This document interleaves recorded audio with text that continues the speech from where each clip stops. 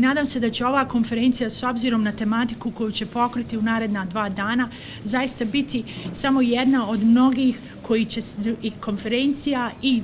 također lekcija koje će proizaći za ono što moramo da radimo da bismo odgovorili na potrebe koje su se ukazale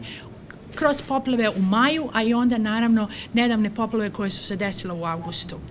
Problem poplava, problem klizišta, problem naravno svega što se desilo, nije to samo problem Bosne i Hercegovine, ovo je daleko problem cijele regije. Stoga mi je izuzetno drago da u ovako velikom broju imamo naše prijatelje, suradnike, organizacije i lokalne zajednice iz regije, iz mnogih zemalja koji će iskoristiti ovaj malo drugačiji pristup, da kažemo upravo da sa nama podijele njihova iskustva, lekcije, šta je to sa čim su se suočili i kako rješavaju te probleme. Stoga krajnji cilj je da nakon ova 2 dana konferencije imamo